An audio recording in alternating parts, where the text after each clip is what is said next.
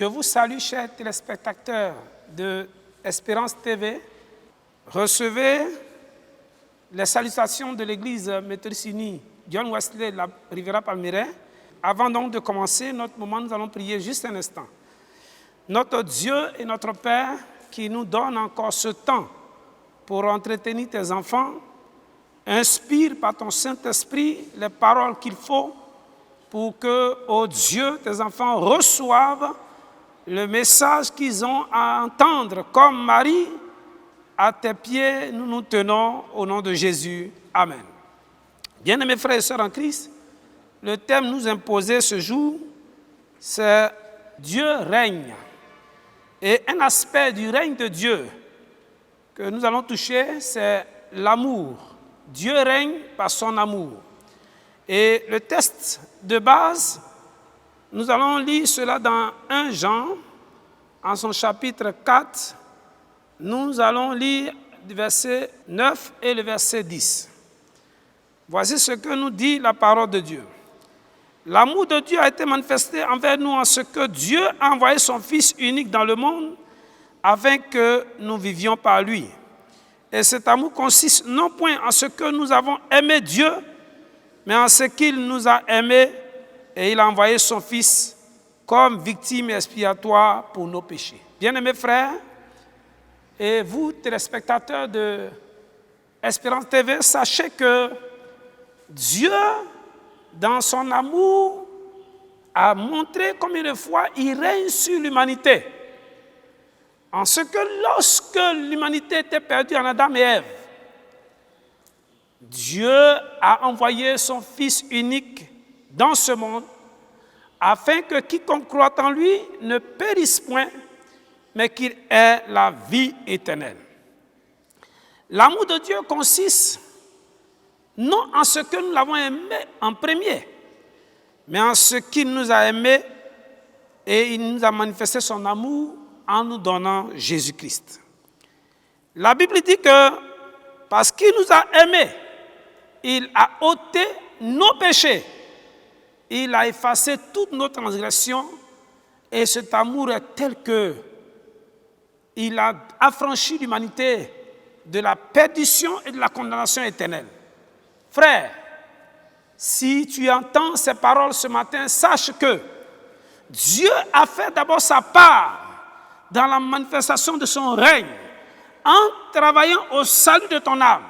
Et le mot salut, dans son étymologie grecque, sozo, veut dire délivrance, veut dire libération, veut dire affranchissement et veut dire faire passer outre.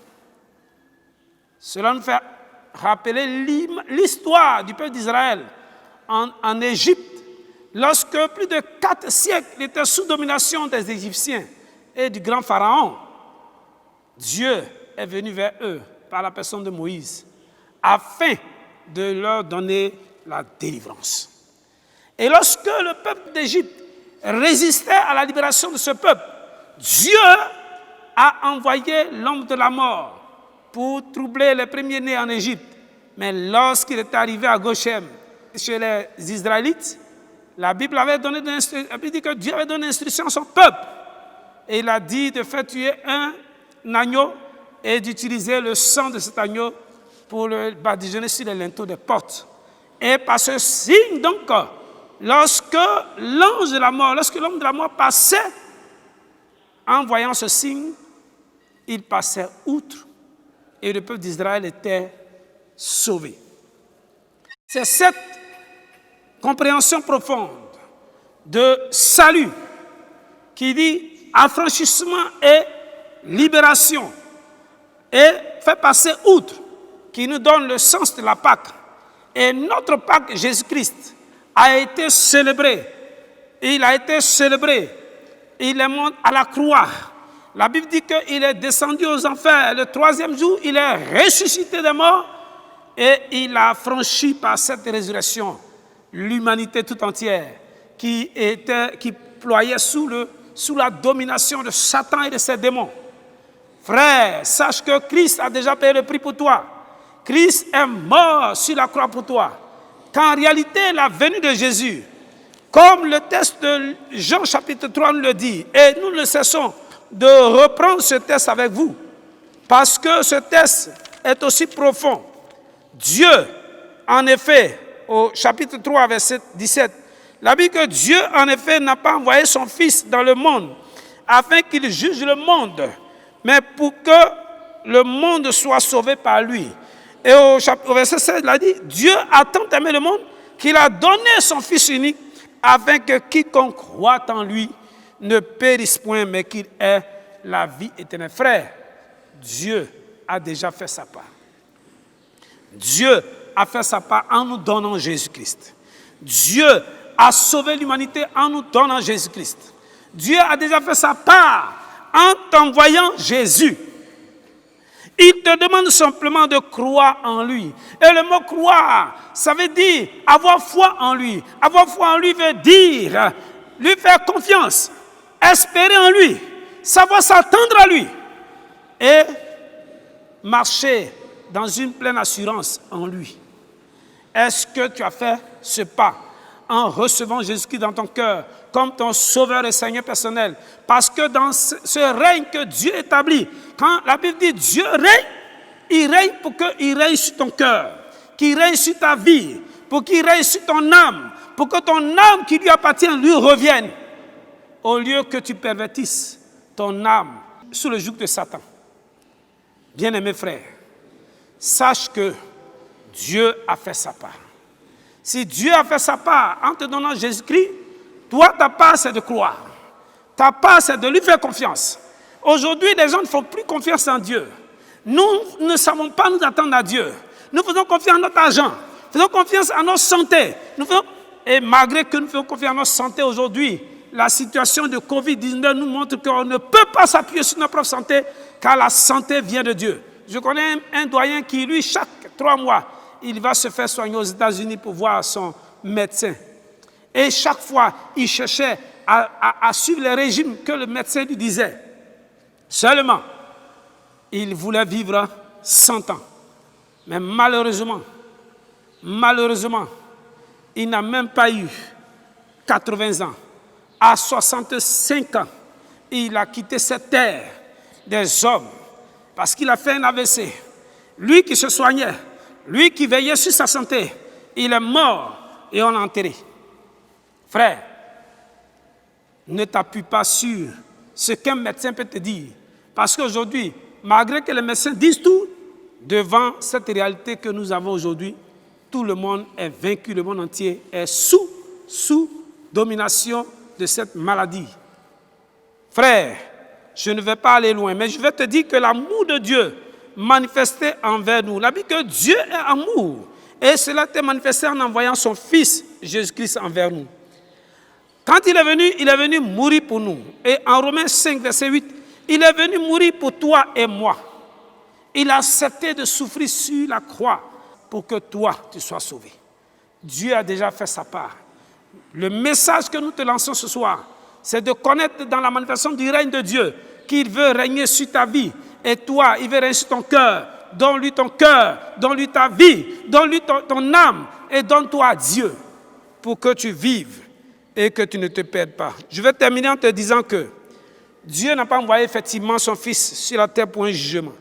La Bible dit dans Jean chapitre 3, il dit que si Dieu n'a pas envoyé son Fils sur la terre, que ce jugement, verset 19, ce jugement, c'est que la lumière étant venue dans le monde, les hommes ont préféré les ténèbres à la lumière parce que leurs œuvres étaient mauvaises.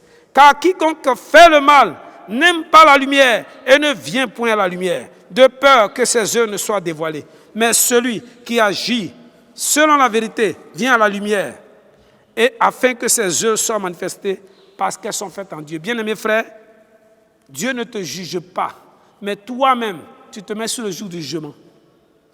Dieu n'a jamais jugé quelqu'un, mais toi, tu te mets sous le joug du jugement. Il dit, le jugement est venu parce que tu as méprisé la lumière, tu as aimé les ténèbres et les œuvres des ténèbres, tu as aimé le péché et tout ce qui est comme luxe, tout ce qui est comme convoitise de la chair, orgueil de la vie, orgueil des yeux, tu as aimé ces choses plus que Dieu.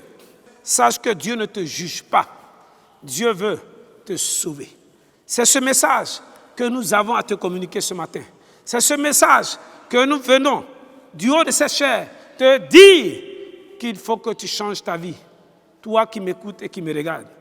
Dieu ne fait acception de personne. Dieu ne rejette personne.